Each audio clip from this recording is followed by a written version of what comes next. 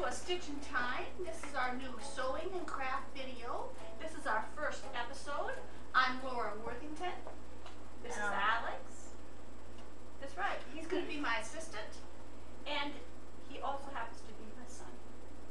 Right? Sure.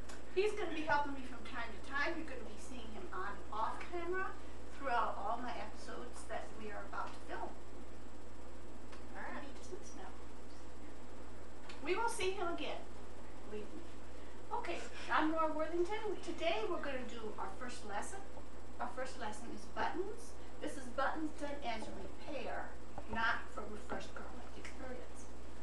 Now, throughout the years, I wanted to, this is just a me thing. I like to be in a good mood when I sew. It seems like nothing ever works right until I have a real good mood going on. So right now I'm going to ask my assistant to put on some music that would help us. I've heard people say that too much of anything is not good. I don't think that's the type of music, Alex. I was thinking about a good mood, not the mood. Okay. Can you do something I'm else? always doing something wrong.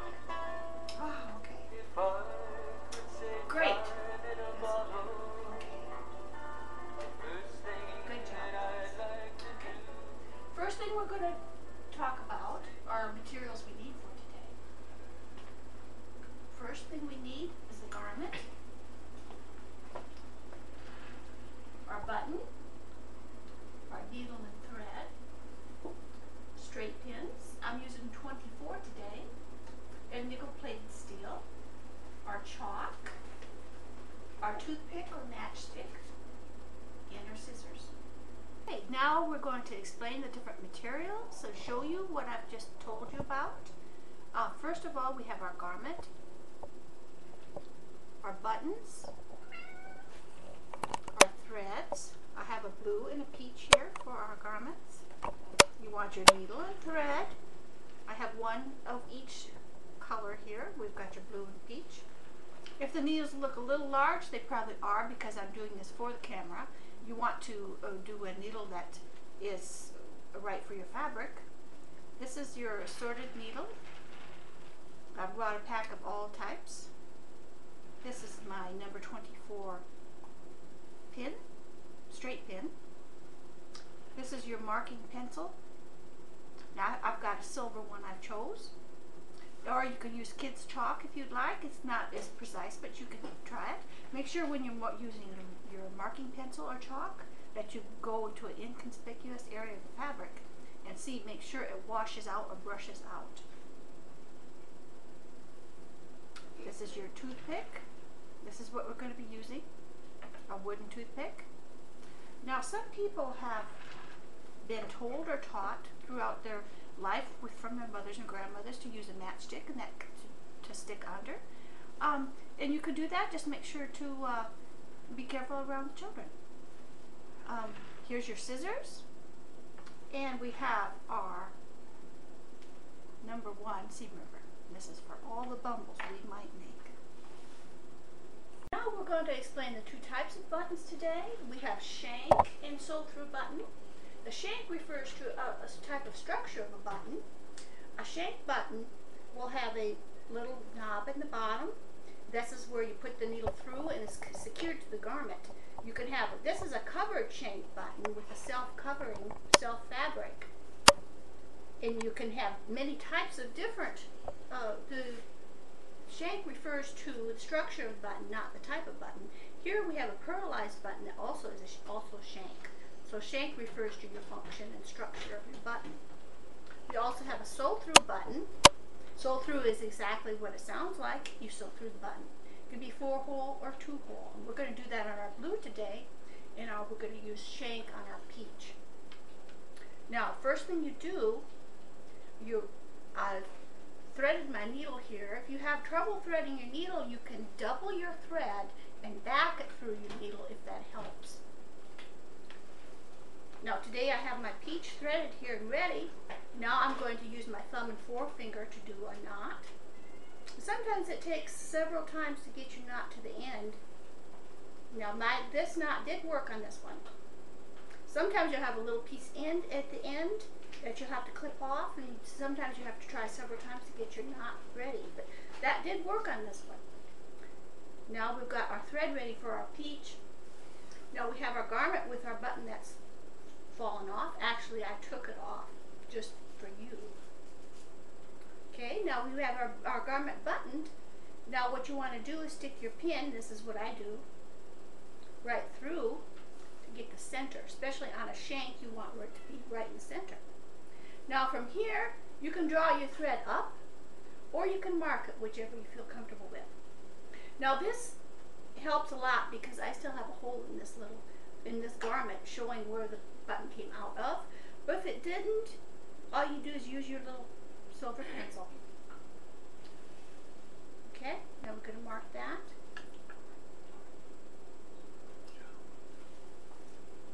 Now we're going to mark it. Now we want to bring our thread up from where I marked it.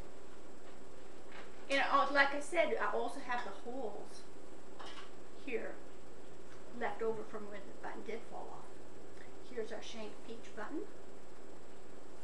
And we're going to put it through. We're going to go right through that other hole that's left. Okay. Now you want to do this 4 or 5 times. Now I probably won't do it as many times as you really should. You want to do 4 or 5 times at least. Now some people, when they do their finishing knotting, I'm only going through this twice, but remember you'll want to do more. Pull your thread. I do my knot in the back, but you can knot, some people knot under the button. If you have a little hiding place under the button that you want to do that with, you can. This is a small button, so you probably want to bring it to the back. Now, I'm going to tie it off this way, pull it through a little tiny piece of the fabric, and then we're going to do a loop through knot. Now we're going to pull that all back. I looped the thread through, and I'm going to do this again because I know once isn't enough. I'm going to take the needle through, and then I'm going to loop it. Then I'm going to take my needle through the loop and pull it to the bottom. And now I'm going to clip. And remember, you want to do it more times than that. I'm doing that for time. But there we go. We have a button. Now you want to make sure to try it. Finish it. And it should be all right. You have a button. And you have a new garment. And there we go. That's as simple as that is. Now we're going to show you the sew through button. I also took this button off just for your education and enjoyment, hopefully. Now we've got our blue. We're going to knot it the same way between our thumb and forefingers, and we'll hope this knot turns out as well as the last one did. If not, we'll just keep trying. Didn't get it first time. Okay, we'll try it again. Thumb and forefinger, bring it all the way back. One more.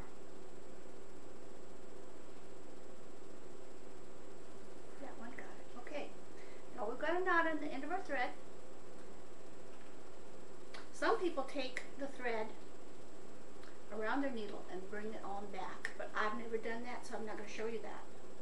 There are different techniques and ways people have grown up, but I'm going to show you the things that I usually do, because otherwise it just wouldn't seem natural.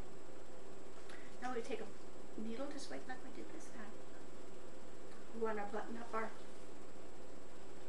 garment like we did before. This time we bring the pin through, but remember we'll probably start a little bit to the side of the pin, because on a button with 4 holes you're not going to start exactly the center. You want to start up in the upper right just a little bit, because remember you're not going to be exactly center on this. So I mark this. I normally just leave my pin in, but you may feel better with the marking. So I'm going to mark this. A little marking. I'm going to leave my pin in until I bring up my thread.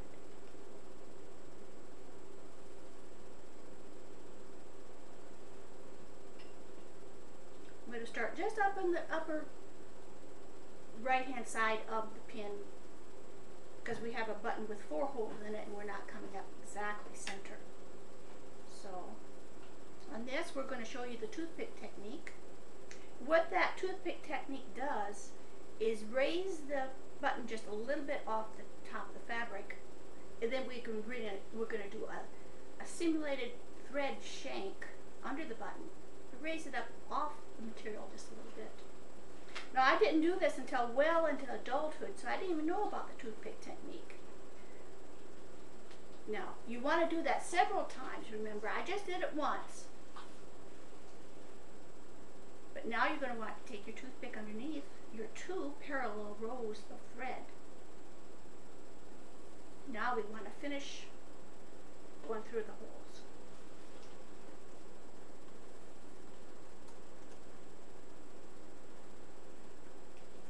And I'm not going to do it the 4 or 5 times that they recommend just for time.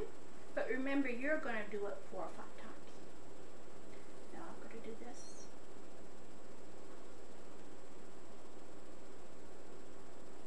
I'm just going to do this a couple times. Then I'll show you after, in a minute, what the toothpick really is doing. You don't always have to do your buttons this way, but it's a nice way to know if you're on a heavier fabric or coat. This is a nice technique to know. I'm going to do it a couple more times. I'll do a wrap around and show you. Now we have all 4 of the things done.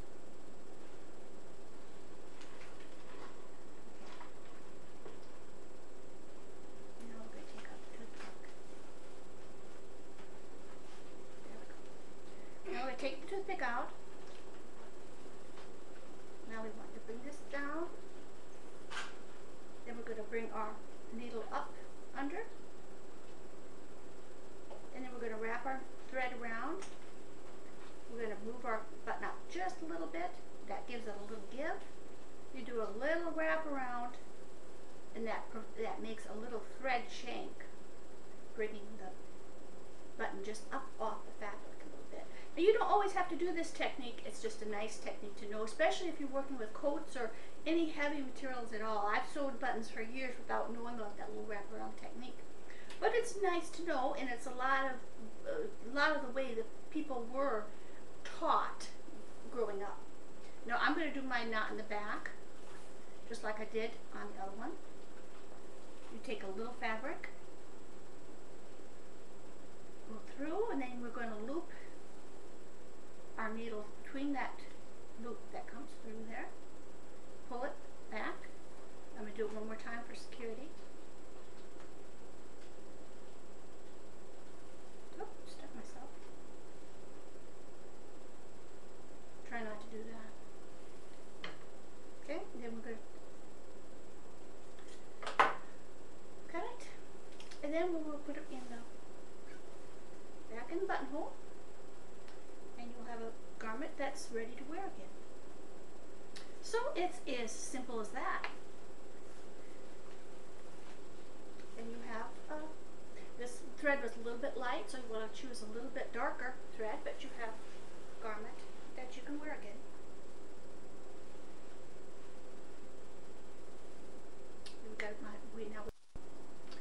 This has been a Stitch in Time with Laura Worthington. If you want to contact me, you can contact me at sewinglaura@att.net. The moral of our first lesson today has been dare to repair. So repair those garments, don't throw them out. Okay? Our economic point for today is don't throw your garments out, let's repair them. Now stay tuned for our next lesson. Alex is going to be back, and you're going to want to see him. And we're going to be wrapping and wrapping. So stay tuned for lesson number 2.